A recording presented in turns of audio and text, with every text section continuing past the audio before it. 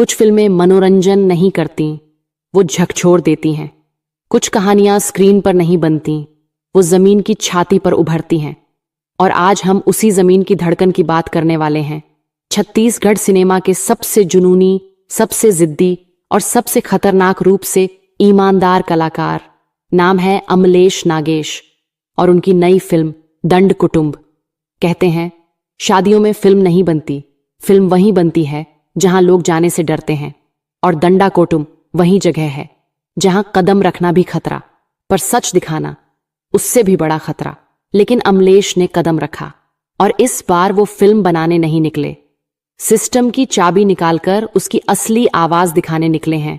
हर कलाकार के हिस्से एक लड़ाई आती है, किसी को स्टार बनने की, किसी को नाम कमाने की, लेकिन अमलेश की लड़ाई है अपने ही लोगों की अनसुनी सच्चाई दुनिया के सामने लाने की।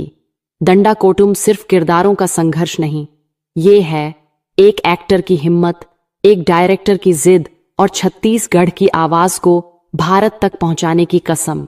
बस्तर सिर्फ जंगल नहीं, भारत की सबसे दबी हुई कहानी है और दंडा कोटुम उसी कहानी की राख से उठती हुई चिंगारी है। कहानी एक ऐसे युवा की जिसके जंगलों को दस्तावेजों पर काट दिया गया, जिसकी जमीन को खदानों ने सिर्फ जहर किया, जिसका घर हर बार किसी रिपोर्ट, किसी फाइल, किसी प्रोजेक्ट से उजाड़ दिया जाता है। ये लोग कुदरत से नहीं लड़ते, सिस्टम से लड़ने को मजबूर हैं।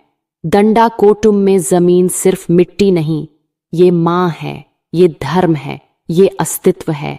इस फिल्म की शूटिंग हो रही है दुनिया की सबसे रहस्यमयी जगहों में, बस्तर के अबू झमाड़ में, जहां सुबह 5 बजे टीम निकलती है।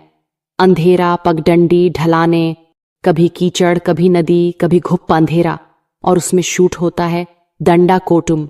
ना जनरेटर, ना बड़े सेट, ना कोई लग्जरी स्टूडियो, सिर्फ और सिर्फ कच्चा सच और जंगल की सांसों के बीच चलता कैमरा।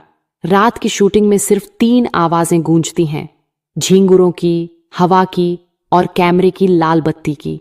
अमलेश नागेश कहते हैं, जब कहानी जंगल की मिट्टी में पसीना मांगे तब वो फिल्म नहीं, दस्तावेज बन जाती है।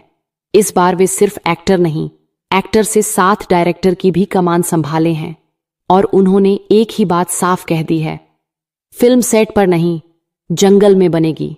कहानी का टकराव वही है जिसे दिखाने से मीडिया डरते हैं। जंगल काटने की साजिश, खदानों के पैसे की भूख, प्रशासन और आदिवासी समाज के बीच की दीवार, विकास के नाम पर उजड़ते घर और अपने ही लोगों से मिला धोखा। मुख्य किरदार लड़ता है अपनी मां, मतलब धरती के लिए,